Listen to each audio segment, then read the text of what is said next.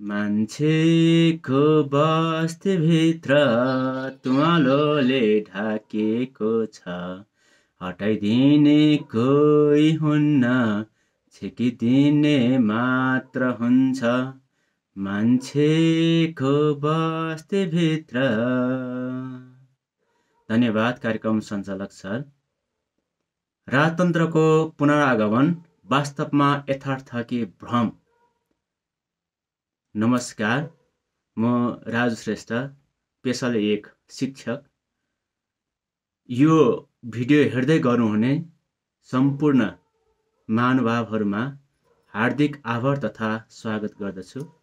आज म यहाँहरूको समक्ष एउटा देशकै पछिल्लो अवस्थामा चलिरहेको विषयवस्तुलाई प्रस्तुत गर्न चाहन्छु।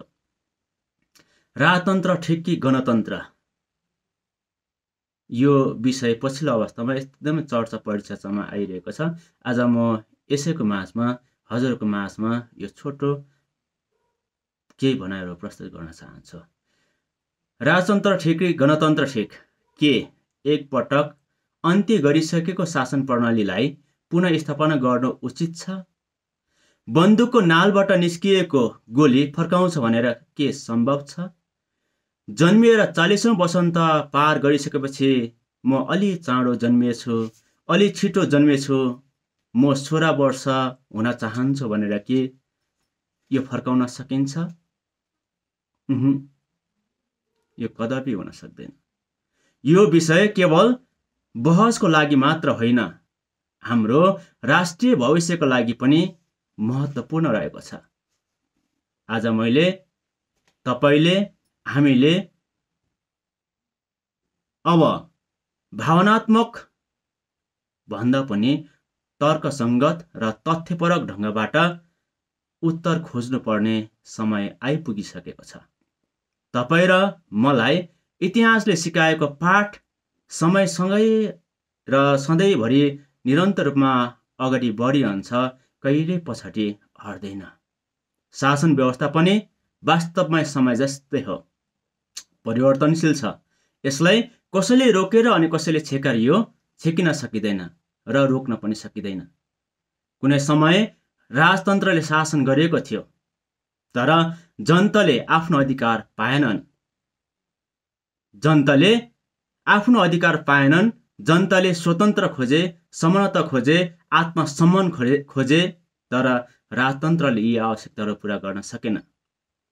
त्यसैको फलस्वरूप गणतन्त्रको उदय भयो। अब गणतन्त्रलाई कमजोर देखाएर फेरि राजतन्त्रलाई फर्काउन खोज्नु भनेको गन्तव्यमा पुग्नै लाग्दा आधाभन्दा बढी बाटो हिँडिसकेपछि हार मानेर, लाछी बनेर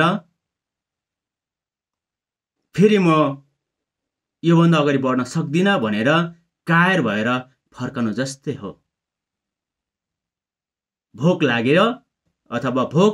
लागेर अत्यन्तै मरणशून्य अवस्था हुन लाग्दाखेरि जानाजान देखादेख बुझेर पनि विषपान गर्नु जस्तै हो।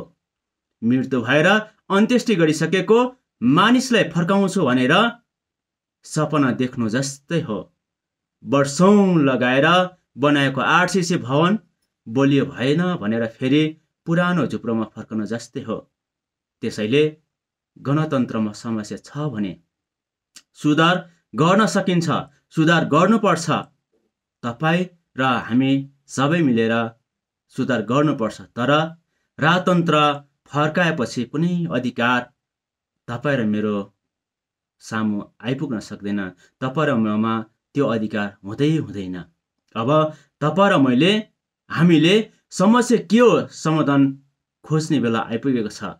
यसकारण राजतन्त्रको विकल्प गणतन्त्र हो। हामीले गणतन्त्र पाएका छौँ, तर गणतन्त्रको विकल्प अझ राम्रो गणतन्त्र हो। हामीले सुधार गर्नुपर्ने व्यवस्था होइन, हामीले चुनेर पठाएको नेताहरू हो। लोकतन्त्रलाई सुदृढ बनाउँदै पारदर्शिता, जवाफदेहिता बनाउनु पर्छ। उज्यालो बाटोबाट डराएर अँध्यारो खोज्नु भनेको आफ्नै खुट्टामा बन्चर हान्नु जस्तै हो। थाहा भई विषपान गर्नु जस्तै हो।